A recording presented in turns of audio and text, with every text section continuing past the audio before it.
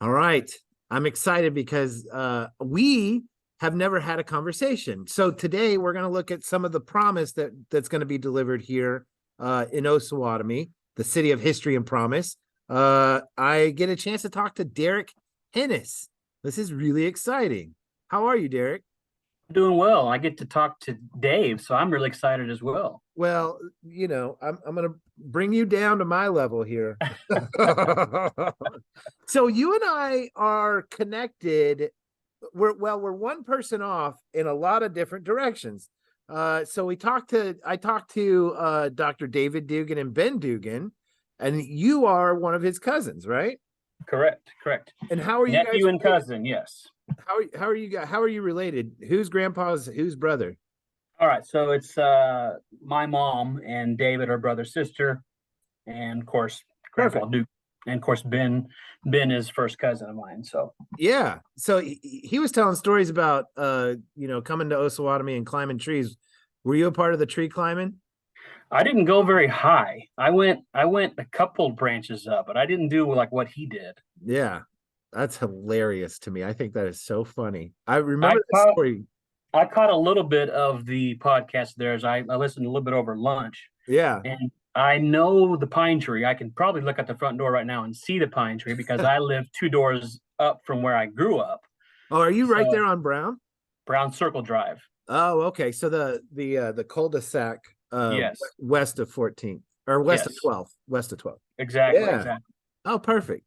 All right. So you're also related to a couple coworkers of mine in Patty Henness. Is that right? Yep. Patty Henness. And how And are of course y'all Lindsay, related? her daughter, right? Yeah, absolutely. Lindsay Russell. Yeah. And Yep. how are you guys related? So Patty's dad and my grandpa are brothers. So my dad and Patty are first cousins. Love it. Oh, that makes total sense. Lindsay and I would be second cousins then. Yeah. Right. Well, hey, after first cousin, I don't know how that works. So I'm going to trust you on that. We could get into that, but that'd be a whole nother series you'd have to Yeah. do on a I'm, podcast. yeah. Genealogy. I just can't, as much as I think I would love to hear about it and like learn more about how people can get twice removed. I don't know. I just have not enough time and patience to get to it all. So you were born and raised in Osawatomie, is that right? Yeah, I was born in Overland Park, but Sure. raised here my entire life. One What time I wasn't here was college years and a few years after college. what year did you graduate from OHS? 2002. Oh yes, you're a year younger than me. Yeah, we're Look, you close look in age. 15 years younger than me. This I I I jokingly said that it makes me look like Santa Claus's nephew or something, but I know that if I shave off all of this gray beard, I would shave 15 years off, but there's something about John Brown that just is living right here, and I I love it. think that, that's a good point. I didn't think about that, but now that you say it, there is some John Brown beard there for sure. When my buddy has one of those Jeep Renegade situations with like no top or anything like that, and when we go driving down the freeway, this thing just takes off, and it just I just always think every time my beard's doing this number, I think of the John Brown painting, right? Yeah, yeah. That's so funny. That is I too. had a little ZZ Top thought there as well. So you might have some ZZ Top, kind of going on as Yeah, well. a little bit, a little bit. So where did you go to college? I went to college at Emporia State. Okay, really good. And then where did you go to work after that? So I actually got a degree in history when I was in college. I changed my major, I think, twice in about a week. Yeah. My maybe first or second semester there, I was going in for some business, some IT kind of stuff, and I realized pretty quickly I didn't like that, and I knew I liked history, and so I went ahead and did that. Um, I graduated pretty quickly. I got out, and I decided that I was still too young to. I didn't feel mature enough to be a teacher. I kind of thought maybe that was a path I would go down.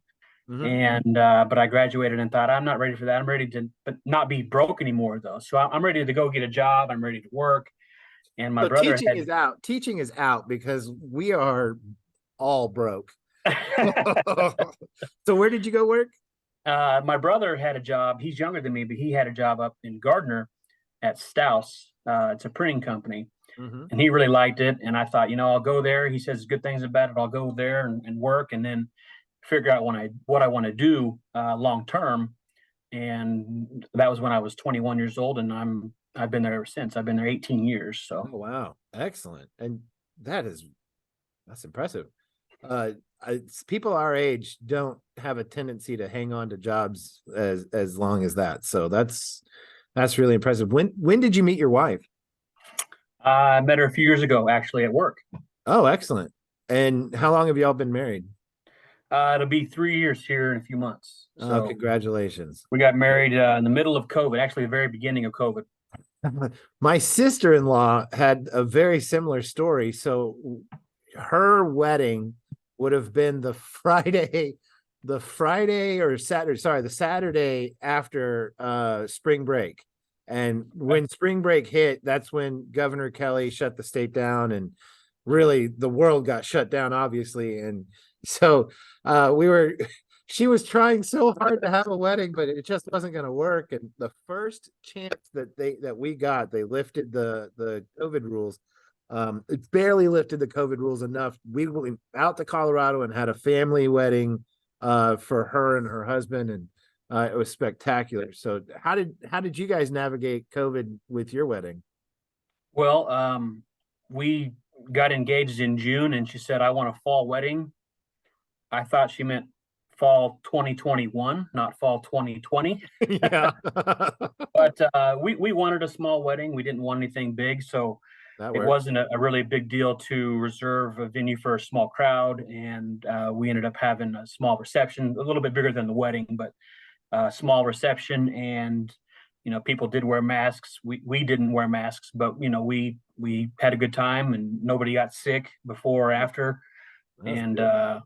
people kind of came and went, but it was what we wanted, and it was really not a big deal for us. So it worked out pretty awesome. That's great. That is fantastic. All right. So the reason I guess the reason why I think I'm drawn to having this conversation with you is that I've seen your name several different places, and I know that you're involved in this community, and I know I can't rattle off what you are involved in off the top of my head, so that's why I get a chance to talk to you. But what inspired you, or who inspired you to want to get involved in the community? I would say initially what it was, um, I would say probably seeing a lot of people online kind of griping, kind of being negative, kind of being naysayers, complaining about stuff. And I probably maybe had some of those same feelings, but I also felt like if you want to do or see something better, do something about it. Yeah. And Wes Duncan, actually, who I think through Yeah. school pretty well, Yeah. he had an idea to kind of restart the Osawatomie Pride organization, which is it's a statewide program that any city in Kansas can do. And I didn't know Wes at the time, but I heard that he was doing it, and I knew some of the people that had done it in previous generations, including my mom and some other of my friends' parents. And it was, just to take some ownership and be active. And that happened actually in 2020. We decided we're going to do something, and we got a group together and like-minded people, and we just started, getting more involved and started asking more questions. And it led to going to city council meetings and just trying to be more informed and more engaged. And it kind of spiraled into kind of being involved in a lot of things here the last few years. Yeah. Yeah. That's exactly right. Now, can you talk to me a little bit more about what Osawatomie Pride is? Because I've asked Wes a couple times. I think he's running it currently. I know that he re-upped from what I know, and you please correct me when I'm wrong, because I'm wrong all the time and I love being corrected. That's not sarcasm, by the way. As a math teacher, right? As a math teacher, I want to be right. I want to have things be correct. Right. So if I Right. say something that's not factual or accurate, please stop me so that we can get the record straight. Yeah. No problem. No problem. So from what I gathered with my short conversation with Wes is that he reapplied for the grant for Osawatomie Pride, and it is a nonprofit organization for the city so that people in the city can take pride in the way that it looks. And some things that he told me that have happened is like cleaning up the park, cleaning up the soldiers monument, the benches, the school bus benches, which are 100% recycled material. I have one at my house. My house at 10th and Pacific is a hotspot for bus riders. It's it is a wonderful little bus stop. We've met a lot of people just from being the bus stop, you know. Right. So how far off am I with this with Osawatomie Pride? Am I saying it right?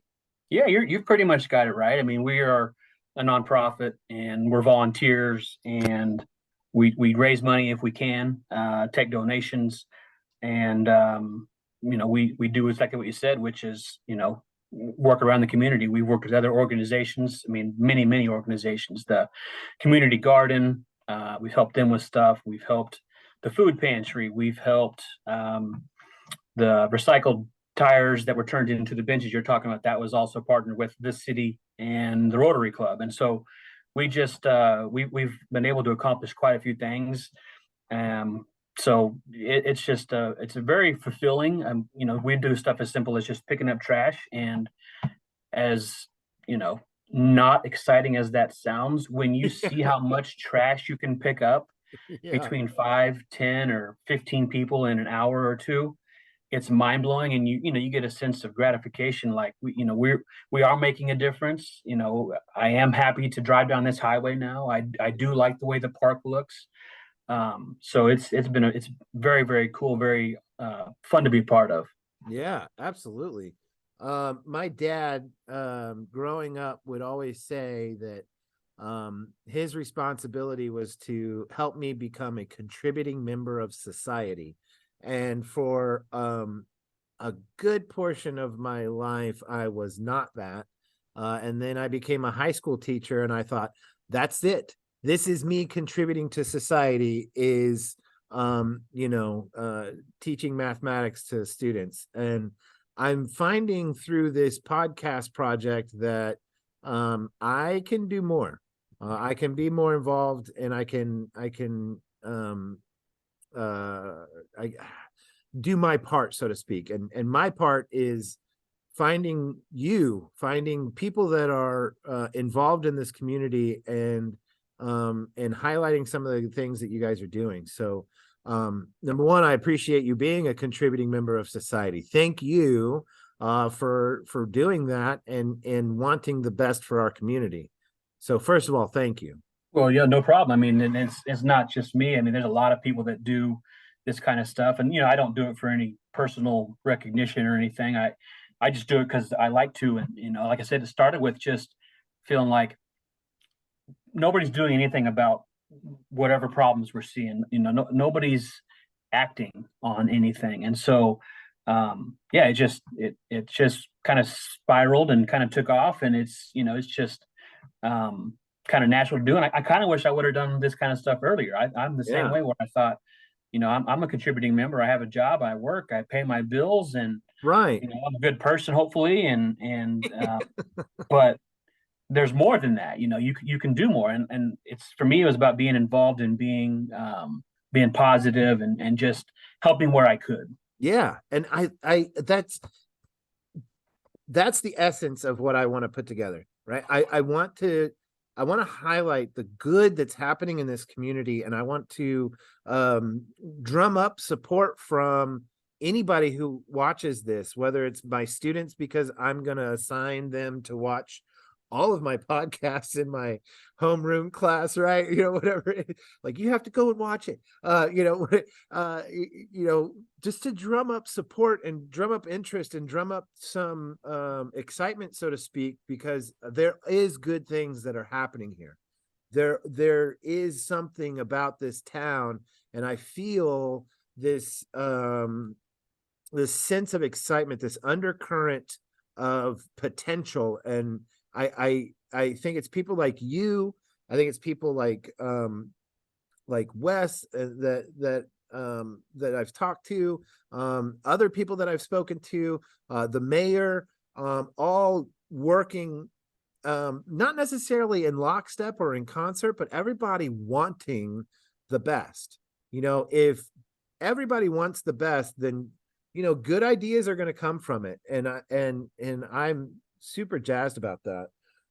Yeah, I agree. The more people you can get working together and push in the same direction, I think the more impact you can have. I mean, we have a pretty small organization in the Pride Committee, and I feel like we've made a pretty big difference. People definitely recognize us, recognize what we've done, Yeah. and I think that there's hundreds of people in the community that would love to be involved and do that kind of thing.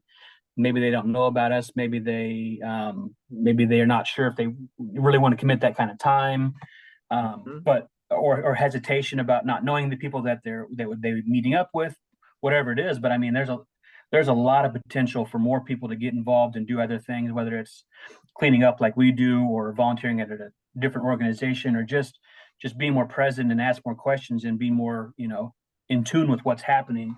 And Yeah. the more we get, the more we can push further. Mayor Hampson said this about just almost word for word what you said. We see negative comments online, and instead of hemming and hawing, let's get out and do something. And I love that attitude, and I appreciate that. I'm not mature enough to have a Facebook account. I'm not allowed. This is a self-imposed. Right. This is a self-imposed right ban that you've got on yourself. Exactly. But then the problem, like you said on another podcast, is why is Main Street blocked? And your wife says, "Oh, it's the third Saturdays," and you're like, "Well, why did I not know?" Well, that's the problem. The drawback is you're a little out of the loop. But yeah, I miss that. But I think by building these relationships, whether it be with you or with Dr. Dorsett or Mayor Hampson or whatever, I want to start building these relationships and following up on these relationships, and have it in a way that you're doing whatever volunteer project, and you say, this is what we're doing, Dave, and then I can choose whether or not I want to get involved. Also, I now know that there's a Pride committee, and I can ask my wife to add herself. When's the next event? Right. I can have. What are they doing now, or to whatever, get to that Facebook page? She needs to. I give her a short list of Facebook pages to go take a look at. But in general, I never tell her what to do or how to do it online, and all that social media stuff. It just is not for me. But there are things that I need from it, which is, how can I be involved? How can I get involved? And that's where I think, those lines of communication are important.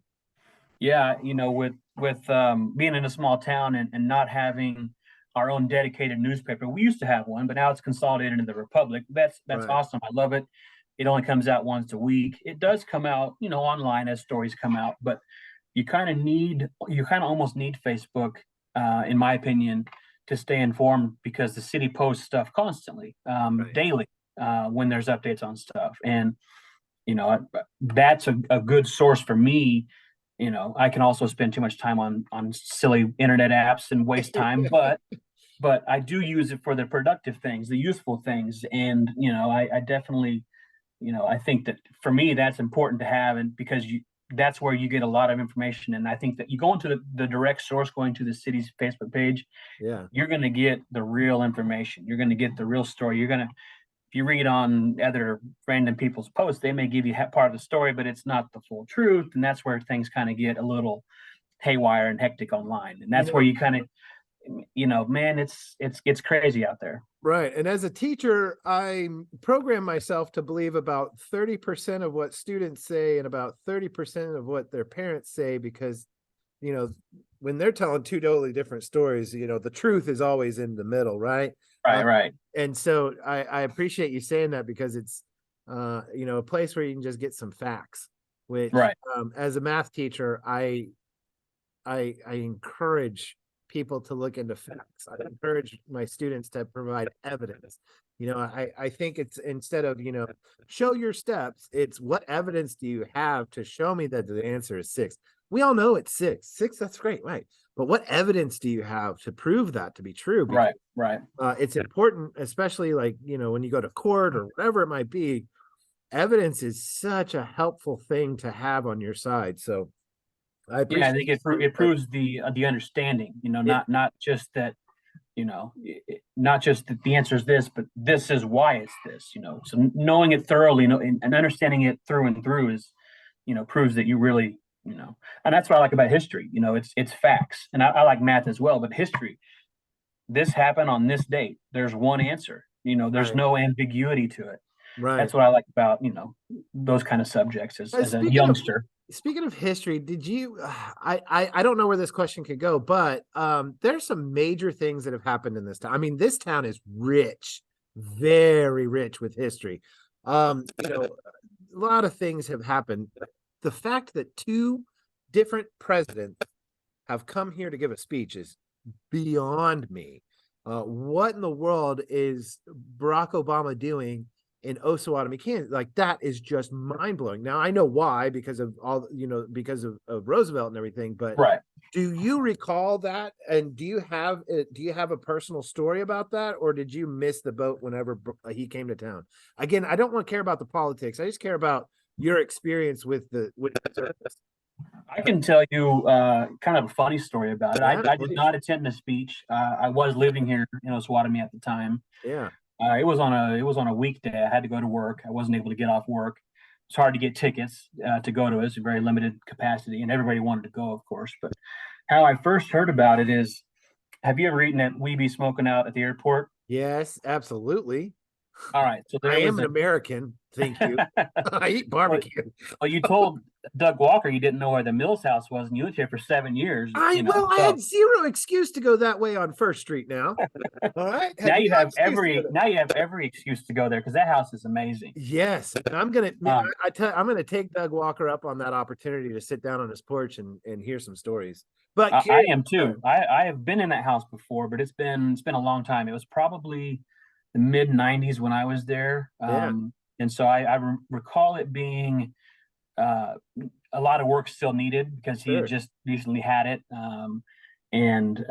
But I'm sure it's magnificent inside now. Yeah, I mean, I definitely want to go with you when we get that invite, whenever the wife's gone, because I know that she's not a fan of, he told me the same thing. So fantastic. I'm in. I think it'll be perfect. The Obama story I heard, or please. I wanted to tell, was, so I'm at work. I'm at my job in Gardner, and there was an artist who I worked with, and he lived in Paola, and he came to me whatever day and said, "Did you hear about the president coming to Osawatomie?" And I said, "What are you talking about?" And he kind of joked me a lot. He was kind of a jokester anyway, so I know it's a joke. That's just the kind of person he was. He wouldn't tell me something like that and think I'm really going to believe it, right? He said, "Well, I'm being serious. I was out at We Be Smoking, and a couple guys walked in, and they're wearing suits and looked like, Men in Black type characters, and they were asking questions and blah, blah, blah." And I thought, I don't believe you still. And it was true. And it was just crazy to think that he was coming. It was very exciting. I mean, it is amazing that a town this size has had 2 presidents come. Right. Just, you can't even really explain that to people. Why would someone come here? And it's really cool that they chose this place because of its significance to visit. So. Yeah.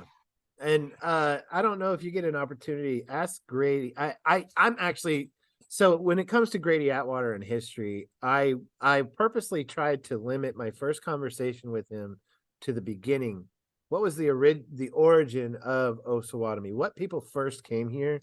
In the next conversation I want to have with him is the beginning of and really the story of the state hospital. And then the third conversation I want to have with him is about the visit by President Roosevelt, because I know he has a lot of information when it comes to that, and I'm sure he has some stories to tell. but he hinted that that Roosevelt, the only reason why he came was to dedicate the park.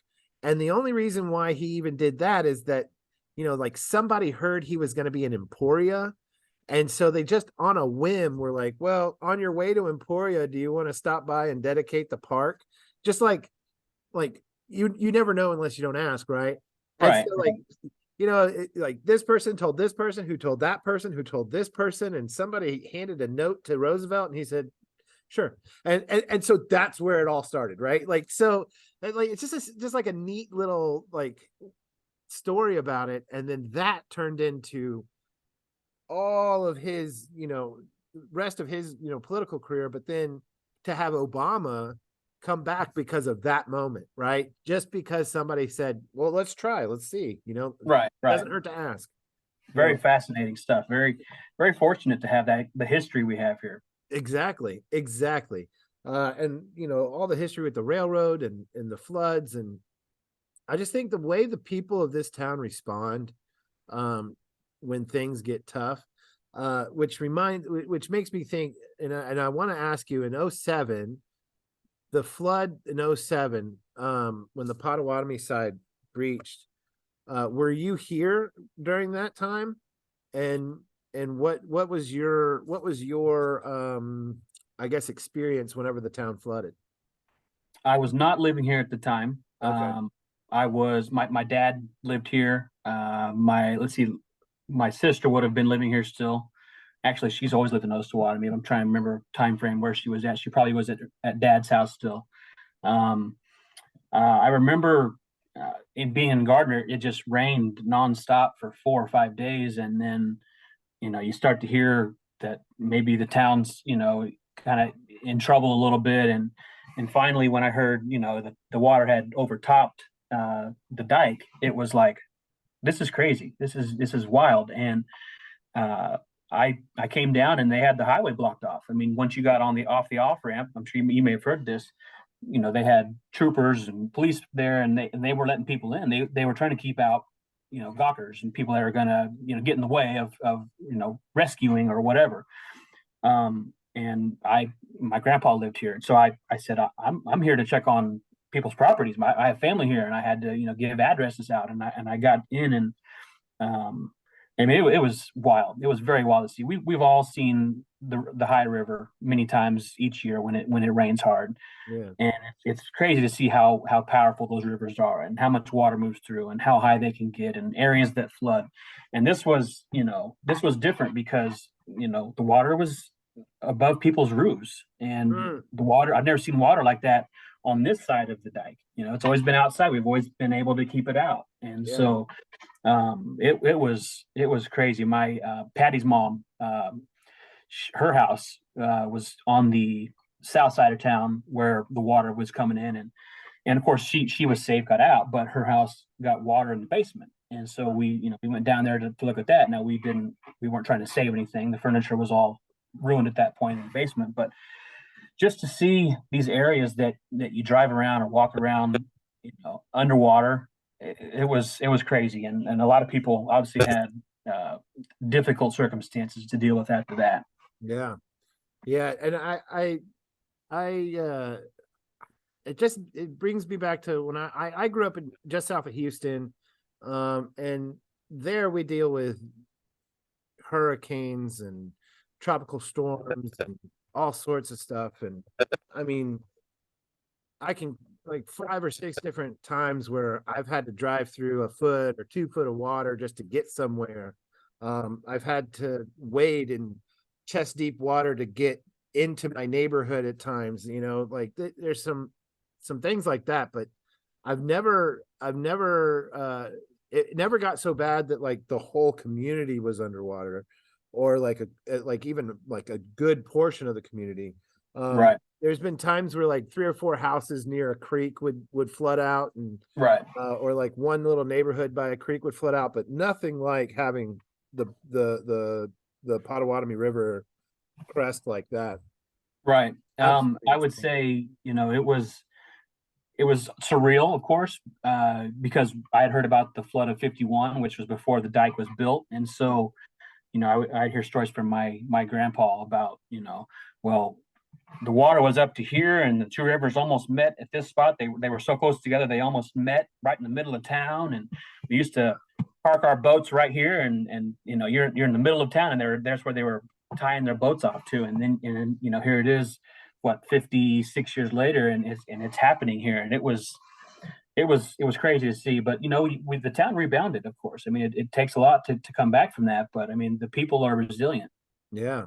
And to hear stories about like people taking a kayak through the Mills house, like that's mind blowing. It Yeah, absolutely I had not mind-blowing. heard that until watching him and you speak, and that Yeah, was mind blowing. But of course, that where that house is, that's in a dangerous spot, right. and luckily the house has survived because of the way it's built, and So what do incredible you, to hear some of those stories. the Mills house is right next to the Asylum Bridge. And yesterday I met you for the first time at the phase 2 meeting where we're communities starting to make decisions on some improvements, right?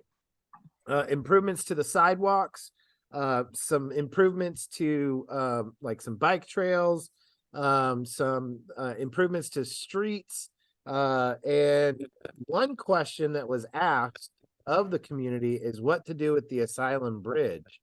And I was really glad to see that tear the whole thing down and rebuild a new one was not popular. That was nice to see.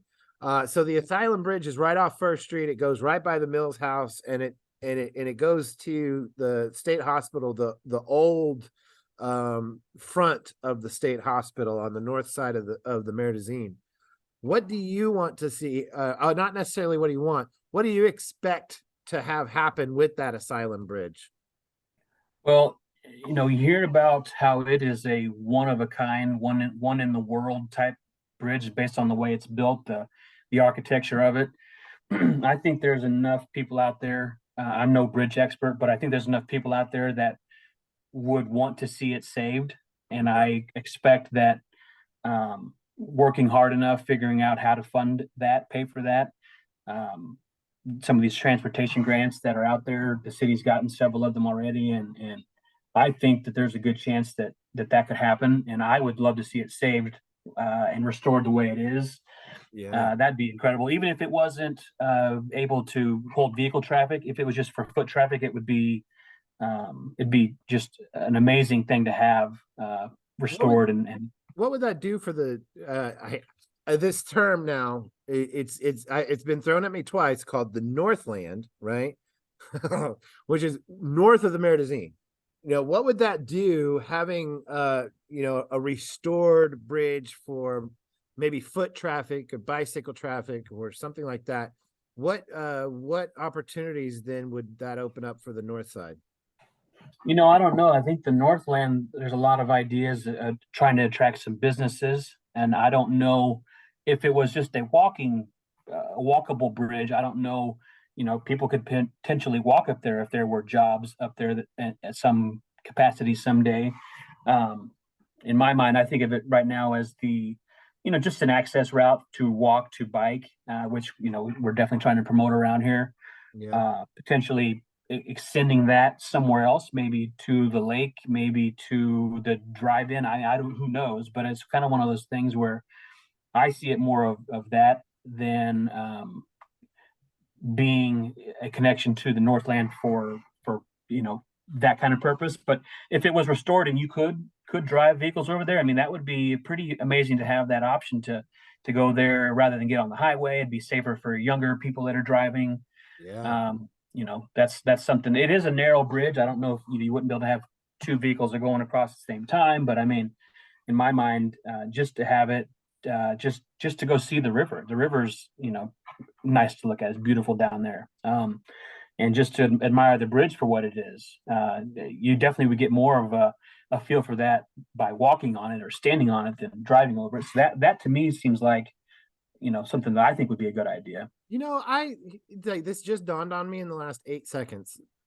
Talking with Dorset about photo opportunities and thinking about that, I almost wonder if like we could cheaply create like photo ops for people and have like little markers of like, you know, if you stand here, it was a great spot to do this photo, that photo. You know what I'm saying? Like some sort of Right. like some sort of like Osawatomie photo guide or something like that. I don't know. Right. Hey, that's a here I am, just an ideas guy. I don't follow through very well. That is a good idea. I do like that. I Well, mean, I like have like I have another idea that I've been milling around, and I want to run it by you just to see if you go, oh, that's dumb, don't do it, or if you go, man, that's something you should take it up the ladder. So my son, he's 7, it, obsessed with outer space, and he taught me he knows more about the planets and outer space than I do. Not to say that's very much, because I still think Pluto's a planet. He told me that it wasn't, which I thought, you're 7, you don't know, child. You know, stay in your lane, buddy. Pluto is people our age, we know Pluto's a planet and always is going to be a planet. We, exactly. they can teach new people, younger people, different stories, but we know what the truth is. Yeah, this new fandangled science, you know. Right. It's not orbited the sun once or something ever since we've been discovered it, but I count it. I still count it. Right. So I like to watch math and science videos on my lunch break so that I can get a better understanding on maybe new ideas on how I can help my students. So I was on my lunch break and I was watching Neil deGrasse Tyson talk about how we have no clue how big our solar system really is. And what he did is he handed a random person on the street, a random stranger on the street, handed him a basketball, and it said, you know, I want you to hold this. And then he turned to somebody else and handed him a baseball. And he said, this baseball represents the moon, the basketball represents the earth. Now, given that size, how far apart do you think the moon and the earth are? And so the second person with the baseball was like, well, maybe like, you know, like 3 feet apart, right? And like, there it is. Right. And he started laughing and he goes, no, you're going to have to walk down the street a little bit. And it was like 100 feet down the street before he said, okay, stop. Now that is how far apart it really is. And our way of depicting the earth and the moon in books and all sorts of other things, art, whatever, has really messed with our perception of how vast our solar system is. All right, with all of that being said, I have been thinking about how I can engage my son. So he has autism, so I'm always constantly trying to figure out ways to engage him to where he'd be interested. But I wanted to figure out a way to engage him, and so I love this idea of how the scale of the solar system is. So if and I did all the math because I'm a math nerd and I love doing math. So if we put a sun at the new Casey's right by the highway with a radius of 13 feet, which is roughly about the size, you know, where the median, the yellow lane part is right there. Right. Roughly about the size or maybe just a little bit bigger. And we paint a picture of the sun right there. And then we we drive a little ways down right around Sonic. You could put a dot. It would be roughly the size of a quarter, and that would be Mercury. And then you go a little bit further down, and I think it's somewhere right around right after First Street is where you'd find Venus, and then right on the meat and potatoes of Main Street would be Earth, and it would be the size of a baseball, which I think is fascinating. A baseball, right? So if we could paint these different things, these different planets, and have it scaled out, you would have to go all the way to Virginia Street, I think it is. Where's the 4-way stop on John Brown Highway? If you I think that's Vermont. Yeah, Vermont. Yeah, okay, Vermont. Yes, thank you. Then that's where you would find Neptune, right? So like the scale is just humongous and how far apart these things are. So I wonder if we could do that and do it with an artist that's worth their salt. I think people would come down and actually drive from 169 through Main Street and see the little markers on the center of the street where the different planets are, and just how far away some of these planets really are from each other. I honestly think that would be a cool and maybe attract like 4 people to town. You might be underestimating. I might get 6 or 8 people in there. Hey, and that'd be great. I think anything that's kind of unique like that.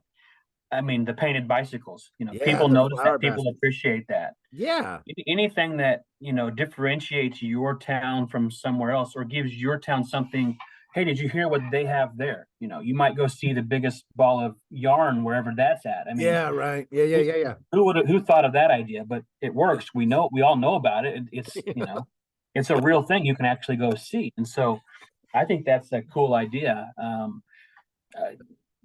I've got paintbrushes. I mean, are you ready to go? I mean, do you Right. have Yeah. Well, the I mean, I'm sure calculations, or somebody has to approve this somewhere. I don't probably, think they're going to let us just, probably, paint circles out in the middle of the street. I mean, you're probably right. I'm okay doing that at the risk of, going to jail for science is fine. Like, That's definitely an idea we could discuss. yeah. Who knows? I mean, that, like I said, anything that gets people interested in thinking about different things or things to see is a good thing, I think. Yeah. I mean, there's ideas that different people have to build crazy giant gnomes out of pallet wood. I think that'd be awesome. Yeah. So anything like that, I think is a pretty cool idea. I had a student, so this happened in my classroom, and I was dealing with freshmen. So you got to remember what it was like to be in 9th grade. And I had one student who was, just talking to another kid and, was like, yeah, my favorite anime character is, such and such and such. I'm not into anime, but another student, like way on the other side of the room, was like, nobody likes anime, stop it. And I had this moment in my class where I was like, okay, time out. I I know we shouldn't be talking about anime first and foremost. We're trying to get some math accomplished here. But number two, like, this is a good opportunity to talk about how it's okay to have a difference of opinions, right? Especially when it comes to something that entertains you.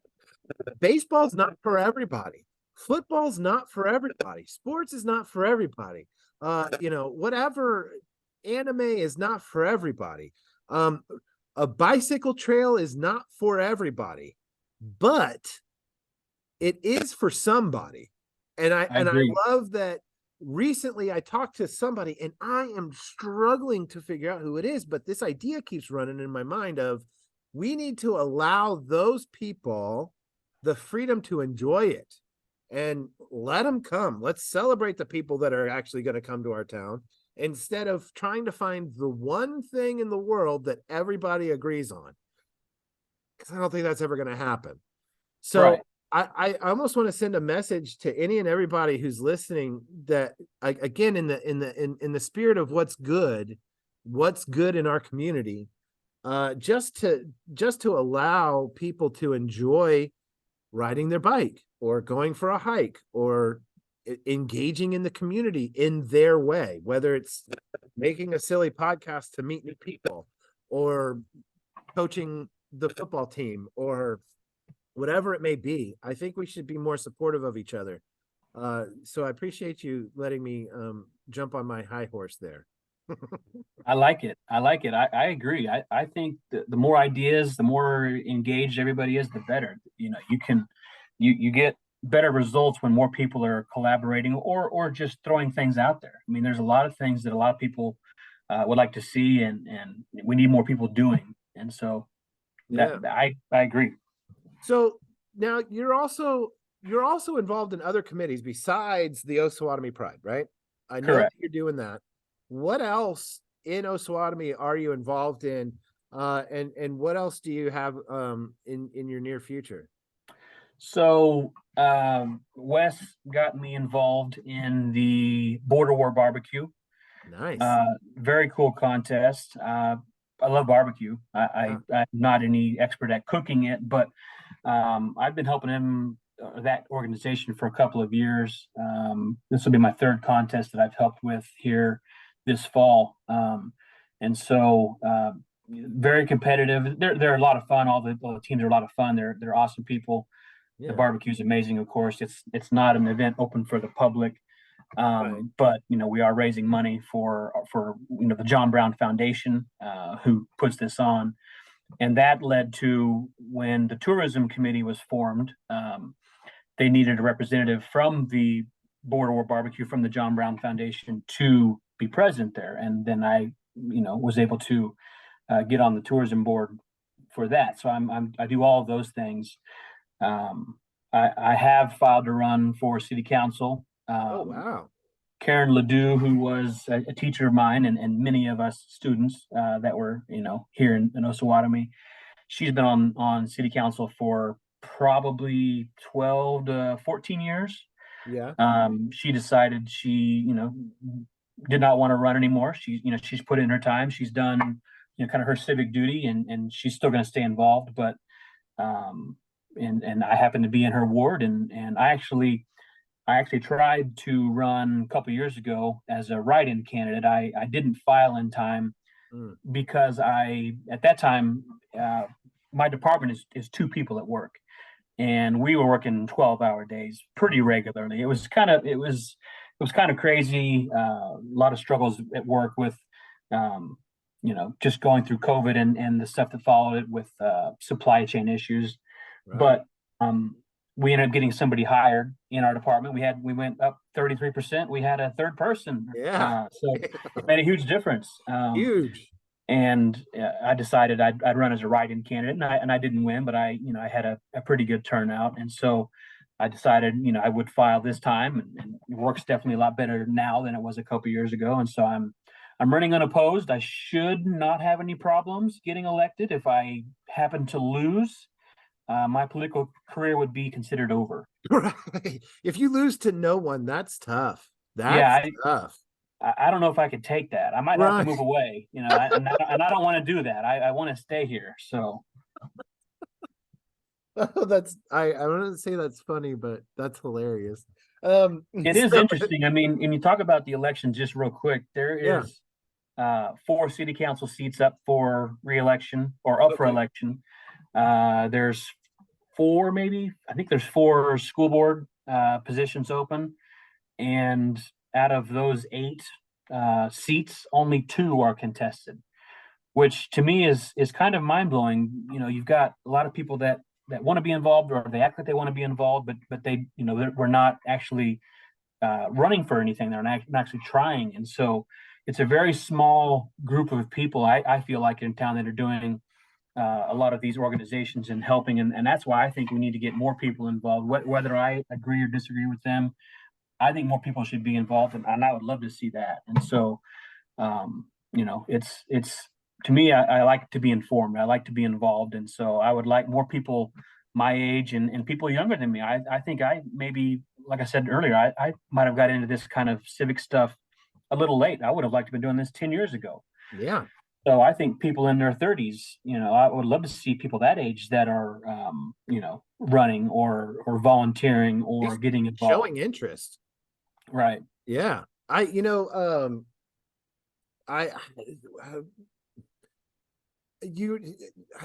It's on the tip of my tongue and I can't say it. When are the elections for this? When do we get a chance to vote? It will be the first Tuesday in November, which I don't recall the exact date. Oh, okay. It might be the 6th or 7th this year. Okay, so it will be in November. Yes. All right, great. And so that you said something about, I know what I was thinking now. Yay. Woo. You said something about more people getting involved, right? So of the 8 positions, only 2 are being contested. And I love what you say about having more people, regardless of what your political stance is. But I think about this in a problem solving sense in the math classroom. If I pose a problem and only one student solves it, and only one student tries to solve it, then we only have one way of solving that problem. If I pose a problem in my class and all 18 kids attempt to solve the problem on their own, well, then we have 18 potential solutions, right? Where one potential solution does not give us the variety of options to find maybe the best solution, right? What Right. might be the easiest solution? What might be a solution that nobody else was thinking of, or that, that could get us there quicker, or maybe get us there in a way that, that helps us on another problem later on down the road. Right. And those ideas in a math class are super applicable to what you're doing in your civic duty. If we have 25, 30 people that are putting out ideas, then potential solutions to problems could come out. We could have really good, unique solutions to problems, or we could, just let one person, solve all the problems and just deal with the consequences. I love the idea of having more cooks in the problem solving kitchen, so to speak. Yep, I agree. I agree wholeheartedly. I think that's great. You get more ideas, you get more avenues. So I think I agree with you 100% on that. So something I do with my students, and something I want to do with you here, um, I do what's called a rose, a thorn, and a seed. What's the best thing that's happened? What's the worst thing that's happened? And what's something that you learned? What's your big takeaway? So I want to ask you, what's your rose, thorn, and seed with the Border War BBQ competition? So the rose is the best thing. Yeah. Well, it's not open to the public. You can't buy the barbecue, but the smells are free. It's Yeah. amazing down there. Um, Occasionally there is a little extra barbecue left over from some of these teams, and so we do occasionally get a few bites here and there, which is pretty awesome. Yeah. But what came out of the border war in the last couple of years, or from the last couple of years of doing it, they've been working very hard to raise money. Have you heard about the ghost cabin? Yes, I have. I've You heard seen of it? it. I don't know. I haven't been out there yet. I haven't had a chance to see it, and I can't wait to explore more about it. But So it's incredible. I mean, at least I think it is. It's at the site of the original Adair cabin. There was a house that was there after the cabin was moved. There was still a house there, and restoring it was proving to be a little unrealistic just because it was too far deteriorated. But Mhm. the idea of the ghost cabin came, and so seeing seeing what efforts the John Brown Foundation Border War Barbecue did over the course of 10 years to raise this money, and I've been fortunate to help for the last couple. Just seeing that get built and put up, it was very, very cool just to be a very small part of that. Oh, that's a cool rose, man. All right, so what's your thorn with the Border War BBQ? What's the worst thing about the Border War BBQ? Worst thing, I don't know that there's nothing that's bad about it. I mean, it's not open to the public. Yeah, that's bad. That's kind of a lot of people's thorn there. They come Right. down thinking that they can grab a plate, and they can't, unfortunately. But I would say one thing that's been challenging for us is getting teams to commit. There's a lot of competitions all over the place. Right. And so you want to put on a good contest. You have to have a certain number of teams in order to qualify under the Kansas City Barbecue Society rules and regulations. And so that's a challenge. A lot of that I think stems from COVID and a couple of years with prices and inflation on stuff. But that's the tricky thing. We sometimes we get down to kind of close to the time that the contest is coming, and we're like, well, so and so said they're going to sign it up, and we'll be fine, but they haven't signed up yet, and we're still Mm, waiting, and we need so that's the only, I would say that's the biggest thorn. We've yeah. always had a good contest. We've always had enough teams, but we definitely want to grow that. We have room for about 48 teams, and we haven't filled it up the last couple of years, but I think we're on the right track to to fill it up here before long. Yeah. And now what's your seed? What's something that you've learned? Maybe it's something that you've learned about yourself, maybe it's something you've learned about the community, but what is something that you've learned, your big takeaway when it comes to the Border War BBQ? Uh, Barbecue is serious. I've learned that barbecue is very serious. These guys spend a lot of money Mm. on very expensive cuts of meat, and their equipment that they run is very nice, very expensive, and it's such a cool group of people. I've gone to some other contests and ran into these some of these same teams. I did not know that I knew barbecue. We all love it. I think most Yeah. people love barbecue. I mean, we I are did not know how big of a deal this competition circuit is. It's pretty incredible. Yeah, that's great. And I will check with my wife. She runs my schedule. So I appreciate you inviting me to be a judge this year. And I am just really enthused to taste all of the different barbecue that you're bringing to town for this competition. And you're gonna have to pencil me in for that competition. I will go ahead and say yes now. And that's tentative depending on what my wife tells me my schedule is that weekend. So thanks again for the invite Judge to number judge it. one. We'll put you down. I'm in. And I am number one, right? I also feel that way. Well, listen, Derek, thank you so much for your time. I really appreciate it. It's been awesome getting a chance to know you a little bit better and to hear kind of the stuff that you've been working on. Am I missing something? I want to give you an opportunity. The floor is yours. Am I missing something? Is there something bigger that we didn't get an opportunity to talk about that you want to speak about? I don't know. Nothing's coming to my mind right now. I could talk for hours and hours and hours about stuff that's happening, stuff that's happened. Our little town. Nothing jumps out at me. I'm sure when we hang up here, I'll think of something. I'll shoot you a text. But I appreciate what you're doing. I think it's very, very cool. Thanks. It's strange to me that you live maybe 3 blocks from me and you've been here 7 years and I never knew about you. Yeah. And there's so many people that I don't know about. Now, there's a lot of people that I do know, of course, people that have been here their whole lives. Right. But there's people that are in the community that we don't know. And I think it's pretty cool that you have taken this opportunity, this idea to learn about people that live here, learn about the city. I think it's going to be cool to go back and look at this in a few years or 10 years or whatever, and kind of see what we're talking about at this time and seeing how far we've came. And I think it's a very cool idea what you put together here. No, I really, really appreciate that. That sentiment is it makes missing time with my kids during the summer worth it, right? So I very much appreciate that. Being a teacher and educator, we have the summers off, and I use that in air quotes because I'm constantly working, I'm constantly thinking, I'm constantly trying to improve myself as an educator and work on my craft. And so this project, it's great for these, for the summertime, and I'm able to build it.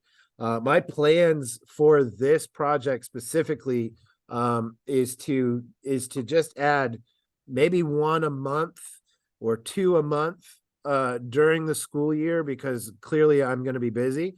But during the summertime, when I have a little bit more of an open schedule, I get to meet more people and discuss it. So that's the plan.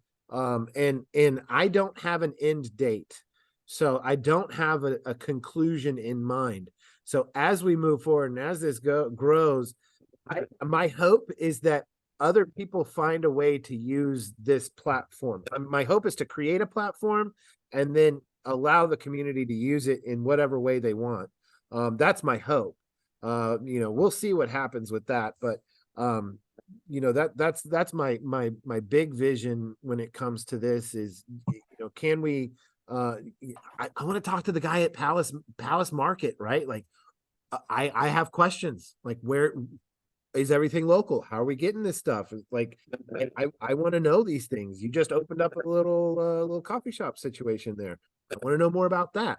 Right. I want to know about this perk across the street. What's going on there? It's a cool venue. I think it's gorgeous what's going on in that building.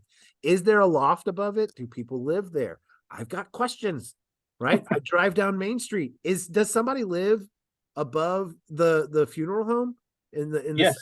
Yes, I went to school with her. Yes, Oh, she really? lives up there. She runs the funeral home and does live up there. Yes, Okay, with so her family. are there ghosts? Oh, I'm sure. Do spirits, play games at night in that place? These are things that I want to know. I can get you in contact with her if you'd like. I mean, she would be interesting to talk to because I did not know she lived there until recently myself. Yeah, that's And I couldn't do it. I couldn't handle that. But no, my wife. So my wife's grandfather on her mom's side ran a funeral home in Effingham, Kansas. Have you ever heard of Effingham, Kansas? I probably not. No, it was a town of like 80, like maybe 90 people ever lived there. Like, I don't even know that they had a main street. I don't even know that there was a street there, but they had a house, and he was the town, he was The town, everything. right. Yeah, exactly. And so they have a whole bunch of really interesting stories about his house, and the phone would ring whenever somebody passed away, and he'd answer the phone and they'd bring somebody out and he'd embalm them and get them going, like all those kinds of stories. That's cool stuff. That's the kind of stuff I'm excited to get to know. Over the years, I want to get to know that kind of stuff, man. So Oh yeah. yes, the answer is yes. Please get me in touch with these people. One more quick thing. Yes, please. Your father-in-law graduated what year? 75. 75. Okay. Yeah. My mom, Uncle David's brother, Yeah. Uncle David's sister. Yeah. My mom graduated in 77.